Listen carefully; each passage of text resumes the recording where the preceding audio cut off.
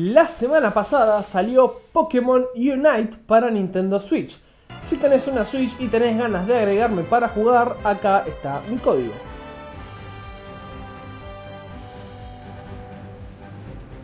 Soy Mencer ahora, claramente.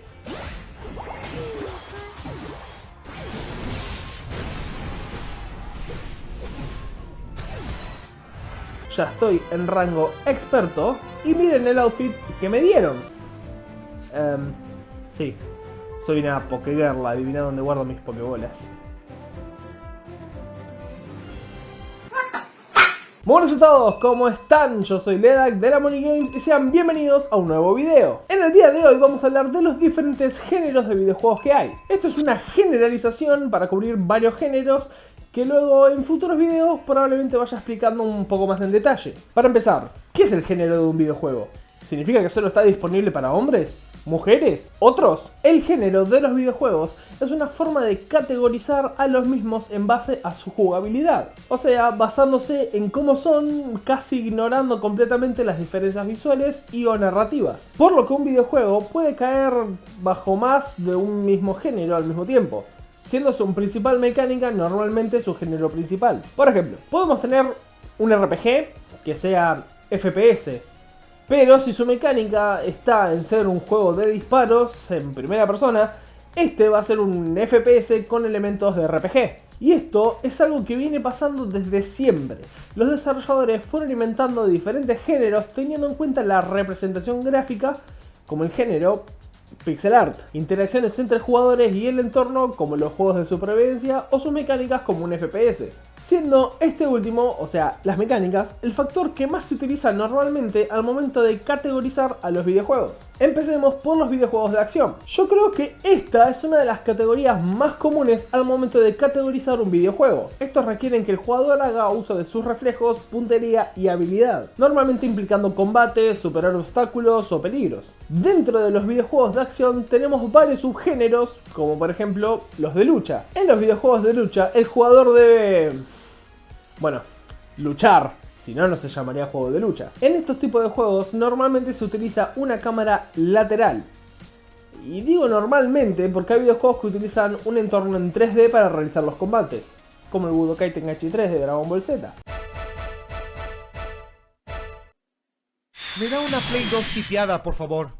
Estos videojuegos se basan principalmente en utilización de artes marciales u otros estilos de combate. También otros utilizan armas de cuerpo a cuerpo como espadas o armas de fuego o incluso hasta magia. O hacer como hace el Smash Bros y utilizar todo lo anterior. Otro subgénero de los juegos de acción, que también podría ser un subgénero al ser un subgénero de los de lucha, son los beat'em up. La diferencia con los juegos de lucha normales es que en vez de ser uno contra uno, es el jugador contra varios enemigos al mismo tiempo. En estos juegos es posible jugar de forma cooperativa, pero no en forma PvP, porque si no sería un juego de lucha normal. Los beat'em up utilizan scroll horizontal y utilizan combate cuerpo a cuerpo o armas que vas encontrando por ahí como un hidrante o un cartel de tránsito, lo típico. Pero si le damos un arma cortante al protagonista, como por ejemplo una espada, pasa de ser beat'em up a ser un hack and slash, ya que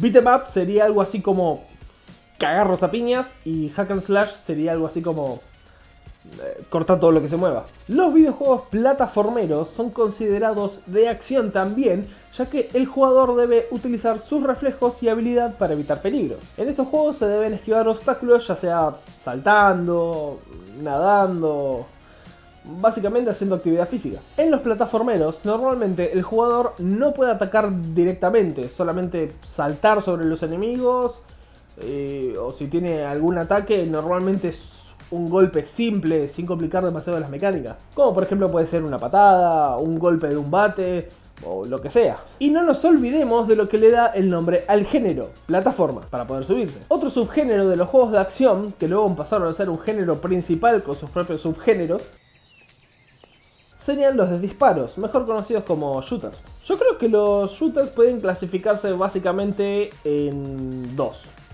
en primera y tercera persona. Los FPS o First Person Shooter se utiliza cámara en, primera persona. Se utiliza esta cámara para darle al jugador una sensación una sensación de inmersión dentro del mundo y hacerle sentir que el personaje es el mismo, o ella misma, depende de quién esté jugando. Por lo general no se le da tanta importancia a la historia del juego, ya que el enfoque es disparar a todo lo que esté marcado en rojo y ayudar a todo lo que sea de color azul, por lo que el jugador debe tener buenos reflejos y gran puntería para disparar bien, o utilizar el aim assist de las consolas porque apuntar con joystick es lo peor que existe. Estos tipos de juegos comúnmente son acompañados por modos multiplayer o competitivo, en donde jugás contra otros jugadores solo o en equipo. Y digo solo porque si el resto es un asco, pasa de ser 5 contra 5 a ser 1 contra 9. Los shooters en tercera persona son similares a los FPS comunes, con la diferencia de que se puede interactuar más con el entorno. Al ser en tercera persona, el jugador tiene más libertad de explorar los alrededores y poder utilizar el entorno a su favor, ya sea encontrando vehículos, NPCs, secretos, lo que sea. Por lo general te premian la exploración. Ahora pasamos a los juegos de estrategia. Estos juegos se enfocan en la manipulación de varias cosas al mismo tiempo, ya sean bases, personajes, ciudades, etc. En su mayoría tienen como temática la guerra, pero también existen juegos en donde hay que manejar una ciudad, una empresa, etc. Van un poco de la mano de los juegos de simulación, pero voy a hablar de eso después. Ahora enfocémonos en los juegos de estrategia. Estos juegos también podría decirse que se pueden separar en dos categorías: estrategia en tiempo real o RTS y estrategia por turnos o TBS. Dentro de los RTS, el jugador debe ser ágil de mente para poder planear y adaptarse rápidamente a los acontecimientos.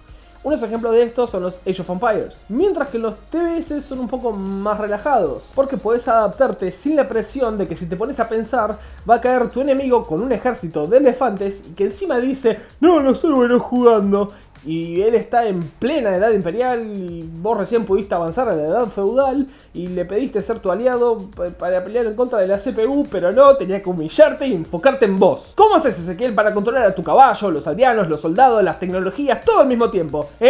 ¿Cómo haces? Bueno, creo que me pasó un poco con el ejemplo. Dentro de los juegos de estrategia existen varios subgéneros, tales como los que nombré recién, y de guerra, de construcción, de un imperio, de artillería, tower defense, gestión del tiempo y acción táctica. Ahora pasamos a los juegos de simulación. Existen infinitos juegos de tipo simulación y creo que es uno de los géneros favoritos de los indies. Estos se caracterizan por crear situaciones o actividades del mundo real. Normalmente son realistas, por lo que tienen la característica de ser didácticas, en donde el jugador puede aprender sobre un tema. Un ejemplo de esto son los simuladores de vuelos, que son utilizados para entrenar pilotos o para que estos mismos practiquen. Dentro de los simuladores tenemos varias subcategorías que a su vez tienen más subcategorías, tales como los simuladores de vehículos, dentro de los cuales se encuentran los simuladores de conducción, de vuelo, ferroviarios o náuticos. Otras subcategorías serían los simuladores de construcción, como los de construir ciudades, imperios, tipo sandbox, empresas, granjas, zoológicos, hospitales, parques de diversiones, en fin. Son muchos. Luego tenemos a los simuladores de vida. Estos pueden ser de la vida de una persona, una mascota virtual que hay que cuidar, simuladores de citas, de trabajos o incluso actividades como la caza o la pesca. Y derivando de los juegos tipo simulación, nacen los juegos de deportes. Estos simulan, bueno, eso mismo, deportes, ya sea fútbol, tenis, básquet, skate, golf, cualquier deporte. Y otro que nace a partir de los simuladores de autos son los de carreras. Y ahora pasamos a la categoría de aventuras. En estos juegos la historia es bastante importante, ya que el jugador debe avanzarla interactuando con objetos o personajes relevantes a la trama. Empezando la lista tenemos a los visual novels. En estos juegos vamos a estar horas y horas hablando y hablando con personajes e interactuando con ellos. Visual novel literal significa novela visual, por eso básicamente es como leer una novela en donde nosotros, el jugador, puede tener diferentes finales para su historia. Una variante de los visual novels son los point and click, o también conocidos como aventuras gráficas. Estos tipos de juegos son muy similares a los visual novels, teniendo como diferencia importante la interacción con el entorno para avanzar la historia. Normalmente tienen puzzles, los cuales debemos ir resolviendo encontrando los objetos necesarios y aprendiendo de los game overs. Como por ejemplo, tal vez necesitemos un cuchillo para avanzar, pero el juego no nos va a decir nada de esto. Sin embargo, cuando perdamos, porque el personaje le falta el cuchillo, es ahí donde decimos, necesito un cuchillo. Hoy en día esta categoría podría decirse que evolucionó a los Walking Simulators, en donde el jugador va de punto A hacia el B, explorando e interactuando con el entorno. Son algo así como una película interactiva. Dentro de los videojuegos de aventuras tenemos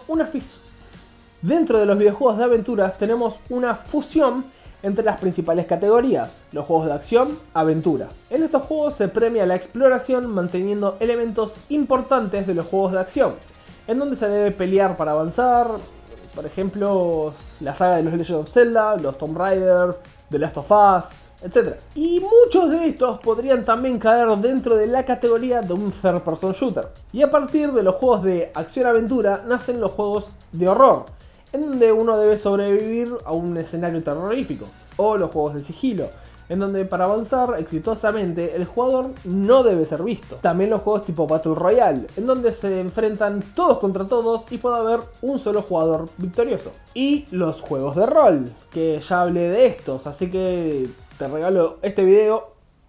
¿Dónde está? Acá. Ahí.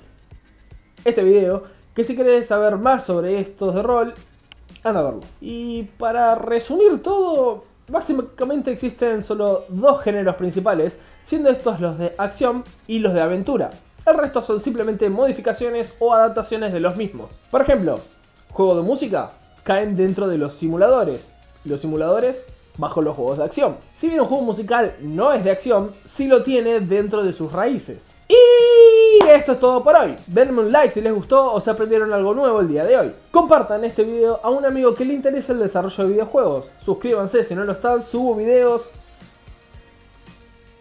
seguido. No todos los días, pero seguido. Y vayan a ver cómo viene mi nuevo videojuego en la siguiente playlist de acá arriba.